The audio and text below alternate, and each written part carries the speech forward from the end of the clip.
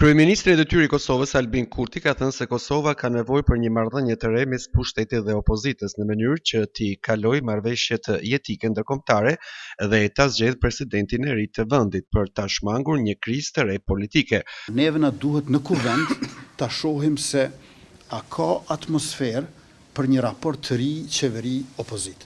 Unë nuk mund ta them këtë paraprakisht, por padyshim që muaji i shkurt, i cili, siç e dini, nisën këtë fundjavë, është muaj i cili do të na tregojë neve se a do të mund të hapim një kapitull të ri të raporteve tona. Ne, populli na ka dhënë një mbështetje shumë të madhe, që është përgjegjësi e lartë për neve.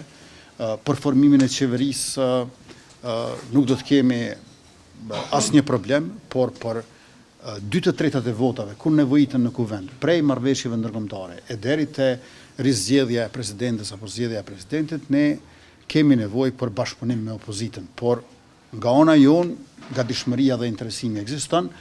Në muajin shkurt do ta shohim se a ka gatishmëri e interesim edhe nga opozita. Kurti tha për gazetarët se e ka takuar presidenten Vjosa Osmani, e cila po kërkon një mandat të dytë 5 vjeçar, por se votimi në kuvend për presidentin e ri është hapi i 4 në një varg hapash, siç është certifikimi i rezultateve të zgjedhjeve, konstituimi i kuvendit të ri dhe formimi i qeverisë së re. Sa i përket takimit me presidenten, padyshim që ne jemi në komunikim edhe jemi takuar, por ta keni parasysh që ai do të jetë hapi i 4. Ne pas certifikimit të rezultatit të zgjedhjeve dhe trajtimit të gjitha ankesave të mundshme kemi nevojë për 3 hapa paraprak. I pari është konstituimi i kuvendit, i cili nënkupton zgjedhjen e kryetarës apo kryetarit dhe të 5 nënkretarëve.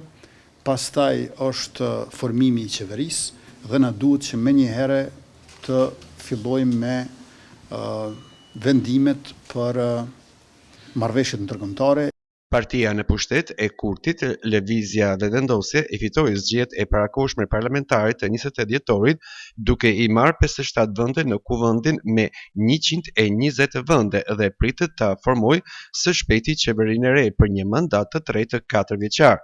Megjithatë, atij i mungon një shumicë dërmuese prej 82 deputetësh për të kaluar ligje, sikurse janë marrëveshjet ndërkombëtare apo zgjedhja e presidentit të vendit.